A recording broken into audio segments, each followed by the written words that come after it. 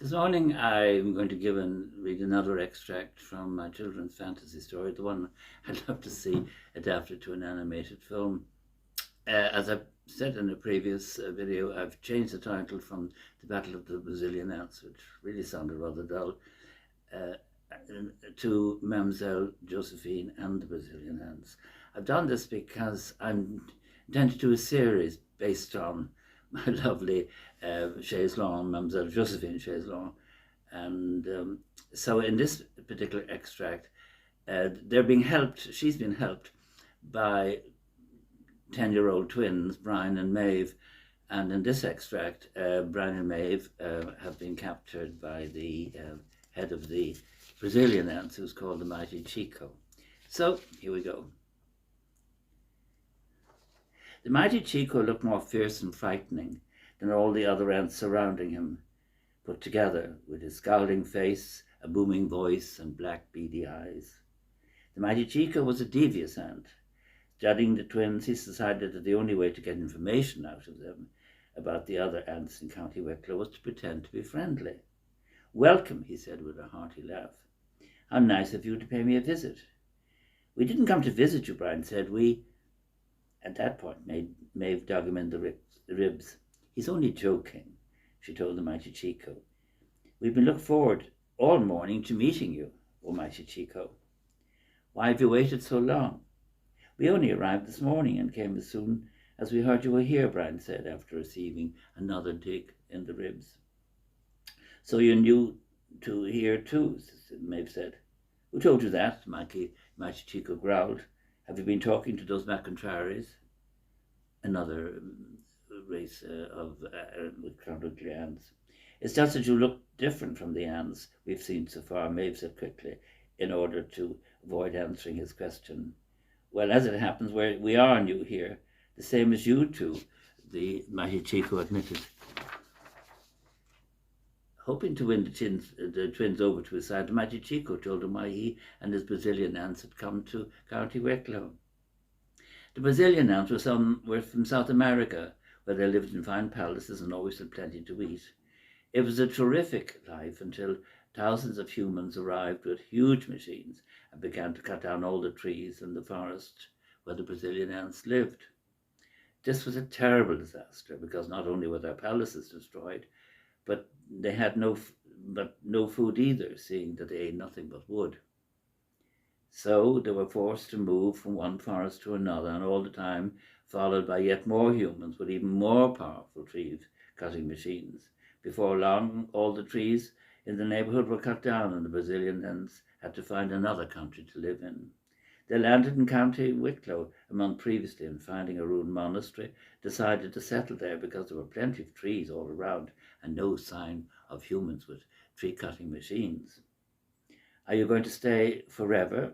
Still nervous, Brian scuffed the ground with the toe of his shoe. "Why do you want to know?" Brian shrugged by way of an answer. "We were just wondering," Maeve said. But the Mighty Chico had no intention of telling them his plans to anyone, least of all to the twins. Instead, he wanted information from them. "Have you met any other ants around here?" he asked in a friendly way.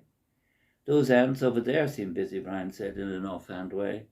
"Are they building a new nest?" "A nest?" the Mighty Chico exclaimed in a loud voice. "They'll be done after they've finished building a fine palace like the one I had in South America." Seeing he was frightening the twins again, he returned to his friendly tone.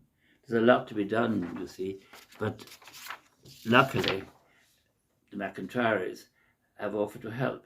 At that he stopped a Macintrary ant who was stumbling under the weight of a pebble. "Isn't that all right? Isn't that right, my young fellow?" "Yes," the Macintrary ant replied in a terrified voice. "Will it take long to build your palace?" Brian asked. "Maybe. Do you know County Wicklow well?" "What are you going to do when it's finished?" Maeve said by way of distraction. "Lots of things," the Mighty Chico shrugged. "Tell me, how many other ants are there in County Wicklow beside the Macintraries?" "I have a feeling there's quite a lot of them." "We don't know. We only arrived today," Brian reminded him. "Have you a large army?" Realizing he was getting no more information from the Mighty Chico, the from the twins, the mighty Chico became angry. "You've seen enough," he snapped. "You have to go now. There's a lot to be done, as I want my palace to be finished before sunset." Brian was very disappointed not having anything of importance to bring back to the O'Looneys. "I suppose we'd better get back to the farmhouse," he told Maeve. Nervously picking at a loose thread in her pocket, she nodded. The mighty Chico glared at her. "What have you got in there?" he demanded. Maeve's eyes bulged in all the fuss. She had forgotten that Rory McIntyre was in her pocket. "What have you got in there?" the mighty Chico demanded, more fiercely this time. Maeve, trembling, stared silently at him, unable to think of an answer. Suspicious, the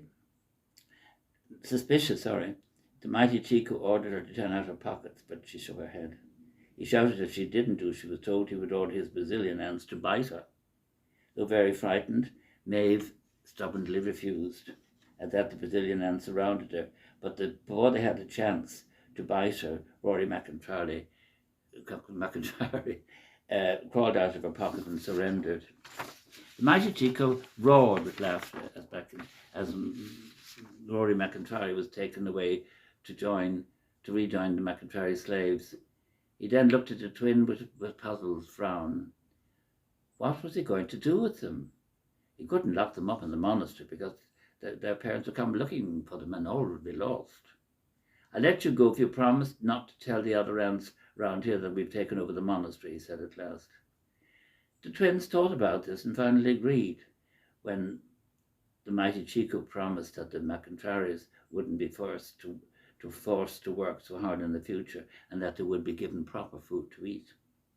However, he insisted on two of his Brazilian aunts going back with him to the farmhouse to make sure they didn't speak to anyone on the way, and that they didn't tell their parents. The twins again agreed, but just as they were about to set off, a Brazilian aunt who had been sent out that morning to scout the neighborhood ran in crying, "Success, success!" It turned out he'd located a nest of local ants called the O'Looneys, but more importantly, he found a whole lot of delicious wooden furniture in the sitting room of a farmhouse at the far end of the lane. He'd had a narrow escape, though, for as he was about to eat a piece out of the leg of a chair, he was attacked by a human woman and had to bite her ankle to get away. But before that, he saw a delicious piece of soft wood. Soft wood! The mighty Chico did a somersault of delight and was quickly joined by his Brazilian band, his aunts. He hadn't told his army that he found it difficult to eat hard wood because his teeth were bad. Soft wood! He did another somersault with delight. Now, I think we'll just finish there. I think I read it rather badly. I hope I haven't too badly. The idea behind it is that the mighty Chico wants to eat Mlle Josephine because she's made of softwood. And as he said, his teeth are bad and he can't eat hardwood. Okay? Take care. Bye-bye.